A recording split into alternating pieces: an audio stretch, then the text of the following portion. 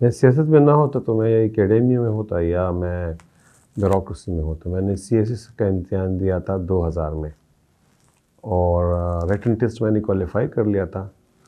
وہ سیٹس کے لیمیٹیشنس کی وجہ سے ایلوکیشن نہیں ہو سکی اور وہ پہلی مرتبہ میں نے پہلا اور آخری امتحان دیا تھا. تو میرے اندر ایک پوٹینشیل موجود تھا کہ میں سی ایس ایس کو کوالیفائی کر سکتا تھا. میں نے اس وقت جب ریٹن امتحان پاس کیا تھا تو میں نے ٹاپ پہ، تو سچی بات یہ ہے کہ لوگوں کے روایتی اس سے ہٹ کے فورن سروس ٹاپ پہ دیا ہوا تھا. پھر اس وقت ڈسٹرکٹ مینجمنٹ گروپ تھا، ڈسٹرکٹ مینجمنٹ گروپ دیا ہوا تھا اور پھر اس کے بعد تیسرے نمبر پہ کسٹم دیا تھا. دینی بیک گراؤنڈ سے تعلق رکھتا ہوں، دینی جماعت سے تعلق رکھتا ہوں. میری پراپر گرومنگ ہوئی ہے. یعنی ہم لوگ ایسے نہیں ہیں کہ ہم صرف ایک موروثی طور پہ آئے ہیں. ہم ایسے لوگ ہیں کہ ہماری باقاعدہ ایک ٹریننگ اور تربیت ہوتی ہے. ہم ایک جس طرح لوگ اکیڈمی سے گزر کے پالیٹکس میں آتے ہیں تو ہم ایک پوری پروسیس سے گزر کے پالیٹکس میں آتے ہیں. میں اسلامی جمعیت طلبہ کے اندر رہا، اسلامی جمعیت طلبہ کے جو تربیتی نظام ہے اس سے گزرا. جماعت اسلامی کے پوری تربیتی نظام کے اندر ہماری گرومنگ ہوئی ہے. تو اس وجہ سے ہم ہمبل ہوتے ہیں. کس طرح بی ٹیم ہے کہ ہمیں بی ٹیم اگر ہوتا ہے ہم ہوتے تو ہمیں پارلیمنٹ کے اندر ممبری آ دیتے ہیں. ہم تو کہتے ہیں ہم منظوری نظر نہیں ہے اس لیے پارلیمنٹ میں ہمیں چھوڑتی ہی نہیں ہے. ہماری سیٹیں چھین لیتے ہیں. یہ ہمارے 2018 کے اندر تو انہوں نے ہم سے سیٹیں چھین لی. ہم بی ٹیم ہوتے تو ہم پارلیمنٹ میں ہوتے. ہم ایم کیو ایم کی طرح چوتھے نمبر پہ وہ آئے ہیں اور منسٹری انجوائے کر رہے ہیں. یعنی کراچی میں ایم کیو ایم کی پوزیشن 2024 کے الیکشن میں چوتھے 5ویں نمبر پہ تھی. پہلے نمبر پہ پی ٹی آئی تھی، دوسرے نمبر پہ جماعت اسلامی تھی. صوبائی اسمبلیوں میں جماعت اسلامی کی اکثریت تھی، قومی اسمبلی میں پی ٹی آئی کی اکثریت تھی. اور فارم 45 کی بنیاد پہ فیصلہ نہیں ہوا، فارم 47 کی بنیاد پہ فیصلے ہوئے ہیں. لیکن جماعت اسلامی جو ہے، جماعت اسلامی کا تو موقف واضح ہے. جماعت اسلامی کسی الائنس کا تو حصہ نہیں بننا چاہتی ہے. جماعت اسلامی مشترکات پہ کسی کے ساتھ بھی مل سکتی ہے. اس لیے پی ٹی آئی کے دوست جب آتے ہیں تو جماعت اسلامی کی مرکزی امیر کا یہ موقف ہے اور وہ بار بار میڈیا کے اندر اس کا اظہار کرتے ہیں کہ جو فارم 45 ہے وہ ایک ویلڈ ڈاکومنٹ ہے.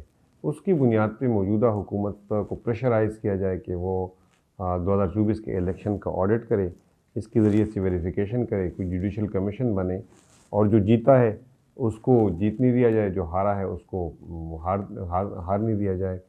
یعنی اس کی بنیاد پہ 2024 کے الیکشن کا آڈٹ، اس ایک نقطے پہ اگر P T I, Jamaat Islami اور دیگر جماعتیں اکٹھی ہوتی ہے تو پاکستانی پالیٹکس جو ہے اس کے اندر ایک بہت بڑی تبدیلی آئے گی. پی ٹی آئی کا موقف یہ ہے کہ وہ اس پورے الیکشن کو نل اینڈ وائڈ کرنا چاہتے ہیں. وہ سمجھتے ہیں کہ کوئی نیا الیکشن ہو جائے. بھئی اگر نیا الیکشن ہوتے ہیں تو یہی لوگ کرائیں گے، تو اس سے زیادہ بڑی دھاندلی کروائیں گے. تو اس کا کیا، اس کے ایکسرسائز کا فائدہ آپ کو پھر کیا ہوگا؟ نئے الیکشن کا کیا فائدہ ہوگا؟ یہی ملٹری ہوگی، یہی عاصم منیر صاحب ہوں گے، یہی الیکشن کمشنر بھی پیپلز پارٹی اور مسلم لیگ نون کے مرضی سے آئے گا.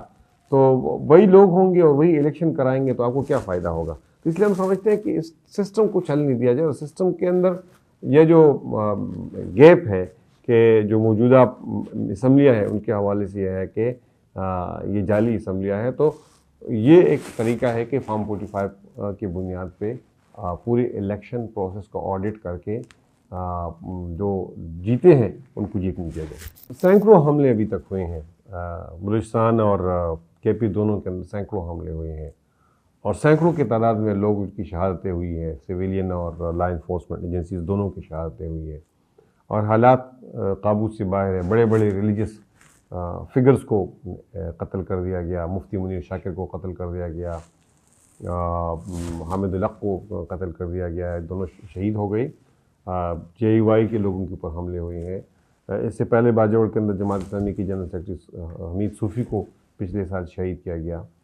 اور معاملات جو ہے لگ یہ رہا ہے کہ وفاقی صوبائی حکومتوں دونوں کے کنٹرول سے باہر ہے اور جو اسٹیٹ کرفیوز لگے ہیں، اسٹیٹ کولیپس ہے، خوف و ہراس ہے پوری صوبے کے اندر. ایک سینس آف انسیکیورٹی ہے. یہاں کاروبار جو ہے وہ متاثر ہے، بے روزگاری ہے، نوجوانوں کے اندر غصہ ہے. اور اس پوری سچویشن کی وجہ سے جو ایک خطرناک وہ ہے سوسائٹی کے اندر، انڈیویجول لیول پہ بھی ایک وائلنس آ گیا ہے. چھوٹے چھوٹے معاملات پہ رمضان کے دوران لوگوں نے ایک دوسرے کو قتل کر دیا. یعنی سوشل میڈیا گروپ سے نکالنے پہ آدمی کو قتل کر دیا گیا، ٹیلر نے کپڑے نہ سینے پہ آدمی کو قتل کر دیا گیا. یہ جو وائلنس آ گیا ہے یہ اس پوری فینومینا کا ایک نیچرل کنسیکوینس ہے، اس کا نتیجہ ہے. اس لیے میں سمجھتا ہوں کہ اس وقت جو بنیادی مسئلہ ہے وہ بنیادی مسئلے دو ہیں. ایک یہ ہے کہ خیبر پختونخوا کی صوبائی حکومت ہے وہ انتہائی انکمپیٹنٹ ہے، اور دوسرا کہ اس کی کوئی پرائرٹیز نہیں ہے، اس کا کوئی ڈائریکشن نہیں ہے. یہ صوبے کے اندر اپنے آپ کو اپوزیشن سمجھتے ہیں، حکومت نہیں سمجھتے ہیں، اور یہ گورننس کا نظام پورا کولیپس ہے، اور لائن آرڈر بالکل ان کا ڈومین ہے لیکن وہ بھی کولیپس ہے. وفاقی حکومت کی ترجیح خیبر پختونخوا اور بلوچستان نہیں ہے، وہ پنجاب کی حکومت ہے، اس کی ترجیح صرف پنجاب ہے. تیسرا بڑا امپورٹنٹ ایشو ہے وہ یہ ہے کہ جو ہماری فوج ہے، ہماری سیکیورٹی ادارے ہیں، عام لوگ اس پہ اعتماد نہیں کرتے ہیں. ایک ٹرسٹ ڈیفیسٹ ہے لوگوں کے درمیان اور سیکیورٹی اداروں کے درمیان. لوگ سمجھتے ہیں کہ یہ کوئی پراکسی وار ہے، لوگ سمجھتے ہیں کہ یہ ڈالروں کے لیے جنگ ہو رہی ہے، اور لوگ اس جنگ کو اس پرانے جنگ کا تسلسل سمجھتے ہیں کہ جو امریکہ نے ادھر انویژن کیا، اور انہی کے انویژن کے اندر پاکستان نے امریکیوں کا ساتھ دیا طالبان کی حکومت کے خاتمے پہ. تو لوگ اس کو اس جنگ کا تسلسل سمجھتے ہیں. اور خیبر پختونخوا کے اندر نوجوانوں کے اندر ایک غصہ اور مایوسی ہے، اور خیبر پختونخوا کے نوجوان سمجھتے ہیں کہ ہمیں پاکستان کی ملٹری اسٹیبلشمنٹ اور پولیٹیکل اشرافیہ نے قربانی کا بکرا بنایا ہوا ہے، اور ہمیں اس پراکسی وار کا جو بین الاقوامی قوتوں کے درمیان پراکسی وار ہے، اس پراکسی وار کا شکار کیا ہوا ہے. تو یہ جو ٹرسٹ ڈیفیسٹ ہے، اس وجہ سے اس پوری جنگ کے اندر عوامی تائید جو ہے وہ نہیں ہے. لیکن جماعت اسلامی جو ہے اپنے آپ کو پروجیکٹ کر رہی ہے، جماعت اسلامی نوجوانوں کے ساتھ کمیونیکیٹ کر رہی ہے. Jamaat Islami irrespective of the fact کہ نوجوان ہمارے ساتھ ہے کہ نہیں، ہم نوجوانوں کے لیے ہمارے دل دھڑکتے ہیں، ہم نوجوانوں کے لیے پازیٹیو پلانز رکھتے ہیں، ہم نوجوانوں کی صلاحیتوں کو منفی سرگرمیوں میں استعمال نہیں کرتے ہیں، ان کو جلسوں جلوسوں کے بجائے ان کی سکلز اپ گریڈ کرتے ہیں. ہم نے نوجوانوں کے لیے ایک بہت بڑا پروجیکٹ لانچ کیا ہوا ہے، اس کے اندر 50,000 سے زیادہ نوجوان ابھی تک گریجویٹ اور پاس آؤٹ ہو چکے ہیں بنوقابل، جس کے ذریعے سے ہم نوجوانوں کو آئی ٹی سکلز دے رہے ہیں، فری آئی ٹی سکلز دے رہے ہیں، اور in free I T skills کے نتیجے میں سکسیس سٹوریز سامنے آ رہے ہیں، نوجوان کما رہے ہیں. یوتھ کے ساتھ ہمارا کمیونیکیشن نہیں تو کمیونیکیشن کا مسئلہ ہے. ایک پولیٹیکل پارٹی اگر افیکٹو کمیونیکیشن نہیں کرتی ہے تو ہم نے سچی بات یہ ہے کہ ہماری کمیونیکیشن افیکٹو ہوگی اور نوجوانوں کے ساتھ براہ راست رابطہ ہوگا تو انشاءاللہ تعالیٰ نوجوان ہماری طرف آئیں گے. سراج الحق صاحب کے پالیسی میں اپلائی ہے اور نہ حافظ نعیم صاحب. بلکہ میں آپ کو ایک بات بتاؤں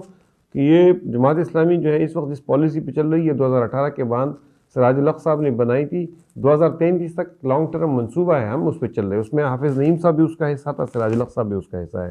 میں آپ کو یہ بات سمجھانے کی کوشش کر رہا ہوں کہ ہمارا جو پولیٹیکل کمیونیکیشن کی اسٹریٹجی ہے، ان نوجوانوں کے ساتھ اپنی جو ویژن ہے، اپنا جو پروگرام ہے اور اپنا جو ٹرو پرسیپشن ہے اس کو شیئر کرنے کے لیے مزید انویسٹمنٹ کی ضرورت ہے. لیکن ووٹ بینک تو ہمارا اس الیکشن کے اندر زیادہ ہوا ہے بحیثیت مجموعی. یہ تجزیہ بہرحال ہمارے ہاں نہیں ہے کہ یوتھ کا زیادہ لیا ہے یا بڑے عمر کے لوگوں کا زیادہ لیا ہوا ہے. لیکن جو ہم نے دو الیکشن کمپیئر کیے، ایک 2013 والا، ایک 2018 والا. 2013 کے الیکشن میں ہمارے قومی اسمبلی میں کوئی 9 لاکھ کے درمیان ووٹ ہے، اور 2018 کے الیکشن، یہ الیکشن کمیشن آف پاکستان کا جو رزلٹ ہے اس کے مطابق 18 لاکھ ووٹ ہے. لیکن دیکھنے میں مختلف جگہوں پہ یہ آیا ہے کہ فارم 45 کے اندر ہمارا 1 ووٹ ہے، فارم 47 کے اندر ہمارے ووٹ کو کم کر دیا گیا ہے. تو ایک دوسری کیلکولیشن فرید احمد پراچا صاحب نے کی ہے، اور ان کے کیلکولیشن کے مطابق جماعت اسلامی نے 2024 کے الیکشن میں 2.5 ملین ووٹ لیے، یعنی 25 لاکھ ووٹ لیے. تو ووٹ ہم وہ سیٹیں نہیں جیت سکے ہیں، لیکن ووٹ بینک میں ہمارا اضافہ ہو گیا. کہ جمہوری نظام کے اندر، پارلیمانی نظام کے اندر جب آپ اسمبلیوں میں آ جاتے ہیں نا تو شراکت جو ہے اور پولنگ آف ووٹس جو ہے سینٹ کے اندر یا حکومتوں کے اندر، یہ اس کے بغیر آپ نہیں رکھ سکتے ہیں. تو اس لیے جماعت اسلامی اگر کسی کے ساتھ حکومت میں چلی گئی ہے تو وہ اپنے ایجنڈے کے ساتھ، اپنے پروگرام کے ساتھ حکومتوں کے ساتھ ایجنڈے میں چلی گئی ہے. اور میرا خیال ہے کہ اس پہ ہماری کارکن کو بھی ایجوکیٹ کرنے کی ضرورت ہے، اور اس پہ عوام کو بھی ایجوکیٹ کرنے کی ضرورت ہے کہ یہ ایک جمہوری نظام کے اندر آپ کامنلٹیز پہ، مشترکہ گراؤنڈز پہ انٹریکٹ کرتے ہیں ایک دوسرے کے ساتھ. ظاہر ترخم بارڈر جو ہے اس میں اسموتھ ٹریفک اور اسموتھ فلو جو ہے دونوں ملکوں کے فائدے میں ہے، کیونکہ کسی زمانے میں دونوں کے ٹریڈ کا والیوم $5 بلین سے اوپر چلا گیا تھا، لیکن اب ہمارا ٹریڈ والیوم جو ہے وہ $1 ملین میں بھی نہیں گیا، اور یہ دونوں ممالک کے لیے ضروری ہے۔ افغانستان کے ساتھ جو ہماری اس وقت پولرائزیشن ہے اور کلیش ہے، میرا خیال ہے اس کا ڈپلومیٹک سلوشن نکالنا ہوگا۔ یہ جس طریقے سے ہم سوچتے ہیں کہ ہم سٹرائکس کر کے یا انسائیڈ افغانستان حملے کر کے اس مسئلے کو حل کریں گے تو اس سے مسئلے مزید ایگریویٹ ہوں گے۔ میرا خیال ہے کہ افغانستان کے طالبان کو بھی اور افغانستان کی حکومت کو بھی اس بات کو ریئلائز کرنا چاہیے کہ پاکستان کے ساتھ اچھے تعلقات کے بغیر نہ وہ ترقی کر سکتے ہیں، نہ ہم کر سکتے ہیں، اور نہ وہ مزید جنگ افورڈ کر سکتے ہیں، نہ ہم مزید جنگ افورڈ کر سکتے ہیں۔ دیکھیں، میں سمجھتا ہوں کہ افغانستان کے اندر طالبان کی جو لڑائی ہے اپنی درمیان کی، یہ جو خبریں آ رہی ہیں، میں اس پہ کامنٹ اس لیے نہیں کہنا چاہتا کہ ابھی تک وہ اوپنلی اس قسم کا کوئی کلیش ان کے ساتھ نہیں ہوا ہے۔ اگر سیاسی لیول پہ اختلافات ضرور ہوں گے ملا ہیبت اللہ اور سراج الدین حقانی کے درمیان، ظاہر ہے اس لیول پہ نہیں پہنچی ہے کہ جس پہ ملٹری کلیش تک پہنچی ہو۔ تو یہ ہمارے ملک کے اندر بھی اختلافات سیاسی لوگوں کے ایک دوسرے کے ساتھ ہوتے ہیں، لیکن جہاں تک افغانستان کو پاکستان کے خلاف استعمال کرنے کی بات ہے، تو میرا خیال ہے کہ افغانستان کو پاکستان کے خلاف استعمال نہیں ہونا چاہیے، نہ پاکستان کو افغانستان کے خلاف استعمال ہونا چاہیے۔ میں نے پہلے کہہ دیا کہ ہماری یہ دونوں ممالک جو ایک دوسرے کے لیے لازم و ملزوم ہے۔ پاکستان سے بہت زیادہ غلطی ہو گئی ہے۔ اس طرح نہیں ہے کہ پاکستان بالکل اس پوری پروسیس کے اندر پاکستان جو ہے وہ بالکل بے گناہ ہے۔ پاکستان نے افغانستان کے پوری پروسیس کو اور پوری اس کو مس ہینڈل کیا ہے، ایک مس ٹرسٹ کریٹ ہو چکا ہے۔ اس مس ٹرسٹ کو ختم کرنے کے لیے ڈپلومیٹک ذرائع کی ضرورت ہے، اس میں لڑنے کی ضرورت نہیں ہے۔ میں آپ کو صحیح بات بتاؤں، افغانستان کے ساتھ لڑنے کے نتیجے میں ہمیں کوئی فائدہ نہیں ہوگا۔ اگر کوئی سمجھتا ہے کہ اس سے فائدہ ہوگا، کوئی فائدہ نہیں ہوگا۔ میں ایک سیاسی کارکن، تاریخ کے طالب علم، سیاسیات کے طالب علم کے نتیجے کے طور پہ یہ کہنا چاہتا ہوں کہ افغانستان کے ساتھ ہمارے مسائل کا واحد حل جو ہے وہ ڈپلومیٹک حل ہے۔ آپ درمیان میں علماء کو ڈال سکتے ہیں، ریلیجس اسکالرس کو ڈال سکتے ہیں، ان کے ساتھ مذاکرات کر سکتے ہیں، ان کے ساتھ معاملات کو ٹھیک کر سکتے ہیں، اور اس سے زیادہ امپورٹنٹ بات یہ ہے کہ پاکستان کو کسی دوسرے ملک پہ بلیم لگانے کی بجائے اپنے انٹرنل سیکیورٹی کو درست کرنا چاہیے، اپنے ہاؤس کو آرڈر میں کرنا چاہیے، اپنے کاؤنٹر ٹیررزم کے اسٹریٹجیز کو مستحکم کرنا چاہیے۔ دیکھیے، وفد بھیجنے میں کوئی مذائقہ نہیں ہے، وہ بالکل وفد بھیجیے۔ اگر یہ وفد بھیج رہے ہیں تو وفاقی حکومت سے اگر کوئی اجازت مانگ رہے ہیں تو وفاقی حکومت کو وہ اجازت دینی چاہیے، اور میرا خیال ہے کہ وہ بھیجیں گے تو وہ صرف PTI والوں کو نہیں بھیجیں گے، وہ تمام پولیٹیکل پارٹیز کے لوگوں کو بھیجیں گے، وہ ریلیجس پارٹیز کے جو ہیڈز ہیں ان کو بھیجیں گے۔ تو افغانستان کو اگر کے پاس اگر کوئی وفد جاتا ہے، اور اس کا ایک لاجیکل وہ بھی ہے، یعنی خیبر پختونخوا جو ہے وہ افغانستان کے ساتھ بارڈر شیئر کرتا ہے، افغانستان کے ساتھ ہماری لنکس ہیں، ہمارے ایک تو دونوں مختلف ٹرائبز جو ہے، ڈیوائیڈڈ ٹرائبز ہیں، تو ہمارے رشتے بھی لوگوں کے ہیں۔ تو اس لحاظ سے خیبر پختونخوا اگر وفد بھیجتا ہے تو اس کو نیگیٹیولی نہیں دیکھنا چاہیے۔ ہاں، خیبر پختونخوا حکومت کو، مرکزی حکومت کو اس پہ آن بورڈ کرنا چاہیے، اس کے بغیر کوئی وفد نہیں بنا چاہیے۔ میں نے صوبائی اسمبلی کے اندر بھی ایک مرتبہ کہا تھا، یہ جو ہماری کولیشن گورنمنٹ تھی تو اس وقت پرویز خٹک صاحب نے بیان دیا تھا، وہ PTI کے چیف منسٹر تھے، کہ ہم ان کو نکالیں گے۔ تو میں اس وقت عمرے پہ تھا، جب میں واپس آ گیا تو میں نے کولیشن پارٹنر ہوتے ہوئے اسمبلی کے اندر فلور آف دا ہاؤس پہ بیان دیا کہ آپ ان کو نہیں بھیج سکتے، ان کو نہیں بھیجنا چاہیے۔ ہمارے اور ان کے مذہبی تعلقات بھی ہے، رشتے بھی ہے ہمارے، اور خونی رشتے بھی ہے، ہم ایک زبان بولنے والے ہیں، ہمارے کلچر ہے۔ اور اس کے ساتھ ساتھ ایک بات میں اس وقت میں نے کہی تھی، اب میں کہنا چاہتا ہوں کہ یہ کون سا انصاف ہے کہ بچہ ادھر پیدا ہوا ہے۔ آپ کو پتہ ہے جو افغان مہاجرین ادھر اس وقت موجود ہے، یا 1.5 ملین ہے یا 2 ملین ہے، رجسٹرڈ تو کم ہوتے ہیں لیکن ان رجسٹرڈ کو ملا کے، تو اس میں سے 70 to 80% وہ ہے کہ جو پاکستان کے اندر پیدا ہوئے ہیں، 70 to 80% وہ ہے کہ جنہوں نے افغانستان سے دیکھا ہی نہیں ہے، ان کو اپنے گھر نہیں معلوم، ان کو اپنے فیملیز نہیں معلوم افغانستان کے اندر۔ یار یہ کون سا انصاف ہے؟ آپ کسی مغربی ملک کے اندر پیدا ہو جائیں گے، آپ کا بچہ پیدا ہو جائے گا، آپ وہاں جائیں گے تو آپ کو سٹیزن شپ دیں گے۔ پاکستان کے اندر یار اس کو سٹیزن شپ، یہاں بہت پاکستان کو مالی فائدہ ہوگا۔ یعنی سچی بات یہ ہے کہ پاکستان اپنی سٹیزن شپ کی جو پرانی پالیسی ہے، آؤٹ ڈیٹڈ پالیسی ہے، اس پالیسی کو چینج کرے۔ میں جو بات کر رہا ہوں میں جماعت اسلامی ہوں، میں جماعت اسلامی کے مزاج کو سمجھتا ہوں. جماعت اسلامی جو ہے افغانستان کے ساتھ بہتر تعلقات پہ یقین رکھتی ہے. جماعت اسلامی جو ہے اب وہ ہسٹوریکلی افغان مہاجرین کی بہت بڑی سپورٹر رہی ہے اور جماعت اسلامی نے ان کی مدد کی ہے. جماعت اسلامی نہیں چاہتی ہے کہ ہم یہاں سے ان کو بے عزت طریقے سے نکالے. اس کی ریپرکشنز ہوں گی. یہ لوگ جو ہے اسی سے تو نفرتیں بڑھتی ہے، اسی سے تو وہ جو گڈ نیبرلی ریلیشن شپ ہے، جو اچھی ہمسایوں کی طرح ریلیشن شپ ہے، وہ ڈسٹرپٹ ہوتی ہے، وہ متاثر ہوتی ہے. اس لیے جماعت اسلامی سمجھتی ہے کہ ان کے ساتھ بھی اچھا سلوک کرنا چاہیے. یہ ہمارے بھائی ہیں. ہاں، جو لوگ غیر قانونی ہیں پاکستان کو اس کے لیے کوئی پروسیس اڈاپٹ کرنا چاہیے، کوئی میکینزم اڈاپٹ کرنا چاہیے اور ان کو قانون کے ایمبٹ میں لانے کے لیے کوئی آئی ڈی کارڈز وغیرہ ایشو کرنے چاہیے، temporary I D cards issue کرنے چاہیے تاکہ وہ حکومت کے ساتھ ریکارڈ کے اندر آ جائے، انہیں کرائمز کو کنٹرول کرنے کے لیے ریکارڈ پہ آ جائے. یعنی اس حوالے سے اگر حکومت کوئی میکینزم طے کرنا چاہتی ہے تو وہ حکومت کا وہ درست ہوگا. دیکھیے نفرت اس لیے بڑی ہے نا کہ پاکستانی جو ملٹری ہے وہ ٹرینڈ ہے آل آؤٹ وار کے لیے انڈیا کے ساتھ. وہ کاؤنٹر ٹیررزم کے لیے بھی ٹرینڈ نہیں ہے، وہ پولیسنگ جاب کے لیے بھی ٹرینڈ نہیں ہے. جب آپ اپنے فوجی کو 25 سال مسلسل ایک سویلین جگہ پہ چیک پوسٹ پہ کھڑا کریں گے اور وہ پنجاب سے آ کے خیبر پختونخوا کے ٹیل اینڈ پہ دیر کی کسی درے کے اندر وہاں کے ایک ایلڈر سے پوچھے گا کہ آپ یہاں کیا کر رہے ہیں اور وہ اپنے گھر جا رہا ہو، اپنے گھر جانے کے لیے بھی وہ پنجاب کے بندے سے اجازت لے گا، تو آپ کا کیا خیال ہے؟ اس قسم کی فیلنگز نہیں ہوں گی. دیکھیے پولیسنگ جاب اور چیک پوسٹ پہ ڈیوٹی یہ فوجی کا کام نہیں ہے. کاؤنٹر ٹیررزم کے لیے 20-25 سال کے اندر ان کو اتنے جو پیسے باہر سے آئے تھے ان پیسوں سے پولیس کو اسٹرینتھن کرنا چاہیے تھا، سی ٹی ڈی کو اسٹرینتھن کرنا چاہیے تھا، جو سویلین ادارے ہیں ان کو اسٹرینتھن کرنا چاہیے. اس پہ انویسٹمنٹ نہیں ہوئی ہے. سچی بات یہ ہے کہ گزشتہ 20-25 سال کے دوران سویلین لا انفورسمنٹ ایجنسیز اور سویلین انفراسٹرکچر کو اسٹرینتھن نہیں کیا گیا.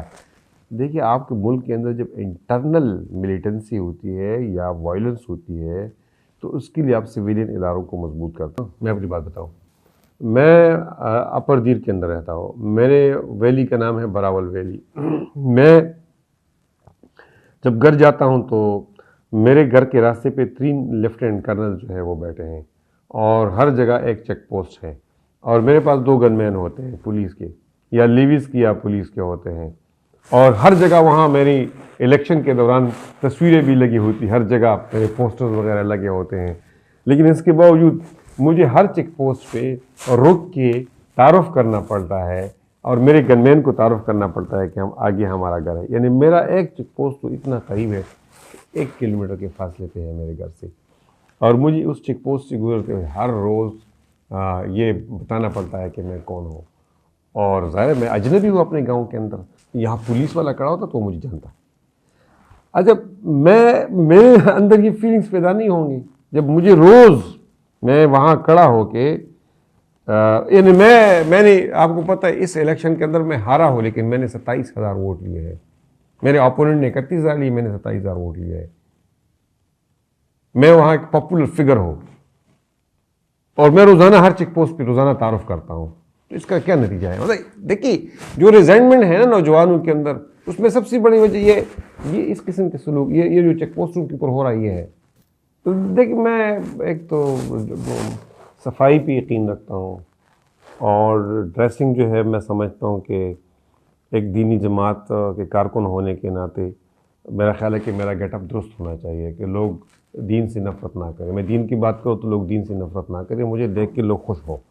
تو اس لیے میں ڈریسنگ اس بنیاد پہ بہتر کرتا ہوں اور اچھا تاثر و پرسیپشن بنانے کے لیے کرتا ہوں. جہاں تک کھانے کا تعلق ہے تو سچی بات ہے کوئی بڑی پرائیورٹی تو نہیں ہے. میں کھانا ہر قسم کا کھاتا ہوں، ہر قسم کا. اصل میں کھانے کا مسئلہ یہ ہوتا ہے کہ کھانا جو بھی ہو لیکن اچھا اس کو پکائے نا، اچھا وہ کوکنگ اس کی بہتر ہونا، اس کی ٹیسٹ بہتر ہوتی ہے. دیکھیے ہمارا فیملی تو ویسے اس لحاظ سے جوائنٹ ہے کہ جو ہمارا گاؤں کا گھر ہے دیر میں، اس میں ہم سب بھائی جو ہے وہ اکٹھے ہوتے ہیں عیدوں پہ. ہم 8 بھائی ہیں، ہمارے عیدوں پہ اکٹھے ہو جاتے ہیں. بڑا بھائی گاؤں کے اندر ہوتا ہے، ایم پی اے بھی رہا ہے، وہ وہاں کی لوکلی جو جرگے ہے وہ بھی کرتا ہے، غمی خوشی میں وہ لوگوں کی جاتا ہے، وہ لوکل کی جو پراپرٹی ہے وہ بھی انہوں نے سنبھالی ہوئی ہے. لیکن میں پشاور میں اکیلا حیات آباد کے اندر رہتا ہوں. بھائی جو ہے ٹاؤن کے اندر فلیٹس کے اندر رہتے ہیں بھائی، باقی 4 بھائی فلیٹس کے اندر رہتے ہیں. ایک دوسرا بھائی ہے وہ حیات آباد کے اندر کسی رینٹڈ گھر کے اندر رہتا ہے. نہیں، میرا اپنا گھر نہیں، میں رینٹڈ گھر میں رہتا ہوں. گھر اپنا گھر جو ہے وہ بہت زیادہ، اس میں آپ زیادہ سیکیور فیل کرتے ہیں، زیادہ پرسکون فیل کرتے ہیں. لیکن میں رینٹڈ گھر میں رہ رہا ہوں حیات آباد کے اندر. میں نے گھر نہیں بنایا ابھی تک، اور میرے ساتھ ظاہر ہے ابھی فی الحال افورڈ نہیں کر سکتا، فیوچر کے اندر پلان کرتے ہیں. ایک انٹرسٹنگ بات بتاؤں نا، یعنی آپ جب منسٹر رہ جاتے ہیں نا، تو ایک تو کرپٹ پریکٹسز کے ذریعے سے آپ پیسہ کماتے ہیں، لیکن کرپٹ پریکٹسز کے علاوہ بھی آپ کا گڈ ول اس طرح ہو جاتا ہے کہ آپ کوئی اچھا کاروبار کر کے انڈائریکٹلی فائدے لے کے پیسے کما سکتے ہیں. لیکن میں نے وہ بھی نہیں کیا ہے. میں نے اپنے لیے کوئی کاروبار سے سیٹ، ہم ابھی کاروبار کی کوشش کر رہے ہیں، جو کہ میرے پاس اس وقت کوئی منتخب عہدہ نہیں ہے، نہ میں منسٹر ہوں، نہ ایم پی اے ہو، اور میں بالکل آزاد ہوں. تو اب کوشش کر رہے ہیں کہ کوئی بزنس اسٹیبلش کریں. سچی بات یہ ہے کہ میں نے اپنے لیے کوئی کاروبار کو پرائیورٹی نہیں رکھا. تینوں مرتبہ میں نے پرائیورٹی نہیں رکھا، اور تینوں مرتبہ میں نے لوگوں کی خدمت پہ فوکس کیا، اور اس وجہ سے میں پیسے نہیں کما سکا. اور پیسے کمانا اور کرپٹ پریکٹسز کے ذریعے سے کمانا وہ میری پرائیورٹی نہیں تھی. پیسے حلال ملے، حلال طریقے سے ملے، ظاہر ہے وہ اللہ تعالیٰ کی نعمت ہے، وہ اللہ کے راستے میں آپ خرچ بھی کر سکتے ہیں، اپنے بچوں کے اوپر بھی خرچ کر سکتے ہیں، اور باعزت زندگی بھی گزار سکتے ہیں. لیکن ظاہر ہے جو آخرت کا تصور لوگ رکھتے ہیں تو وہ آپ کو اس بات سے منع کرتا ہے کہ آپ غلط طریقے سے کرپٹ پریکٹس سے جو ہے وہ پیسے کمائیں. دیکھیے، میں بچوں کے حوالے سے میرا یہ خیال ہے کہ یہ پرائیورٹی ان کی ہونی چاہیے کہ وہ کیا کرنا چاہتے ہیں. یہ تھوڑی سی ان کو آزادی ملنی چاہیے. میرا بڑا بیٹا ویسے کہتا ہے کہ میں لاء کرنا چاہتا ہوں اور ملک سے باہر جانا چاہتا ہوں لاء کے لیے. ابھی FSC ان شاء اللہ تعالیٰ کرے گا. میں نے ان کو اجازت دی ہے کہ آپ جانا چاہتے ہیں تو آپ چلے جائیں. میری بس ایک ہی خواہش ہوگی کہ بچوں کے حوالے سے کہ میرے بچے جو ہے وہ بامقصد زندگی گزاریں، وہ دیندار ہو، اور وہ میرے بچے جو ہے وہ بد اخلاق نہ ہو، وہ غلط ایکٹیویٹیز کے اندر انوالو نہ ہو، اور وہ سوسائٹی کے اندر پازیٹیولی کنٹریبیوٹ کرے. یعنی میری خواہش یہ رہے گی. مجھے اس میں کوئی بات نہیں ہے کہ وہ پالیٹکس میں جاتے ہیں، وہ ٹیچرز بنتے ہیں، وہ سول سروسز میں جاتے ہیں، کاروبار کرتے ہیں. This is not my priority, this should be their priority. لیکن میری یہ ہوگی کہ میرے بچے جو ہے وہ نیک ہو، دیندار ہو، پازیٹیو ہو، وہ بمقصد زندگی گزارے اور سوسائٹی کو کنٹریبیوٹ کرے. مگر جماعت اسلامی کی تمام لیڈرز بہتر تھے، اور ہر ایک کے اپنے اسٹرینتھ تھے. قاضی صاحب کے ایک پاپولر وہ تھی، فیس تھا ان کا، ایک پاپولر فیس تھا ان کا، اور ایک پاکستان کے اندر ایک ان کی شہرت تھی، ایک کیرزما ان میں تھا. بہت سے جماعت سے آؤٹر سرکل کے لوگ بھی ان کو پسند کرتے تھے. سراج الحق صاحب بھی عام ایک بیک گراؤنڈ سے اٹھے، اور پاکستان کے اندر ایک نیا ٹرینڈ جو انٹروڈیوس ہوا کہ پاکستان گیر کے ایک ٹیلنٹ سے ایک غریب خاندان کا بچہ جو ہے وہ جماعت اسلامی جیسے منظم جماعت کا پاکستان کا امیر بنا. 2 مرتبہ فائنانس منسٹر رہے، اور ایک اچھا فائنانس منسٹر رہے، سینیٹر رہی، ایک اچھا سینیٹر رہے.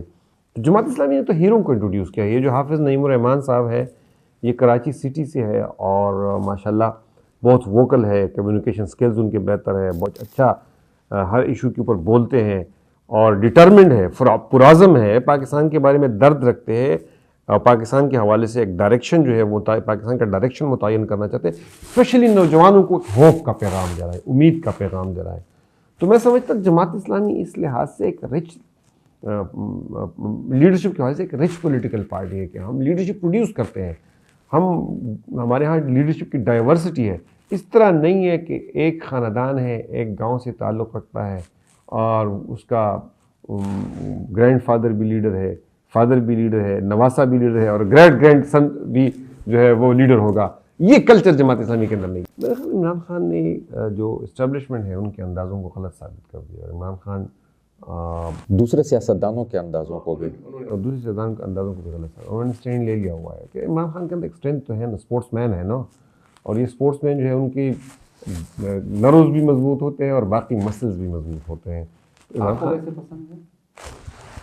یار میں ایک سچی بات آپ کو بتاؤں، مجھے کسی زمانے میں بہت پسند تھے. میں جب کولیشن گورنمنٹ میں تھا وہ مجھے بھی پسند کرتے تھے. ویسے آپ کو یہ اندازہ نہیں ہوگا لیکن وہ مجھے بہت پسند کرتے تھے. ان کی خواہش تھی کہ میں ان کی پارٹی میں چلا جاؤں، بلکہ مجھے انڈائریکٹ میسیجز بھی ملے کہ آپ شامل ہو جائیں. تو لیکن جو 2018 کے بعد الیکشن ہوا تو میں ڈسلوژن ہوا.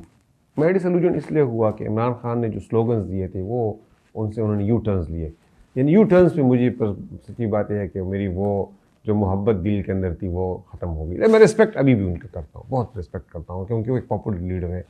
لیکن عمران خان نے ایک طاقتور لوکل گورنمنٹ کی بات کی تھی، وہ اس پہ بیک ٹریک ہو گئی، اس سے واپس ہو گئی.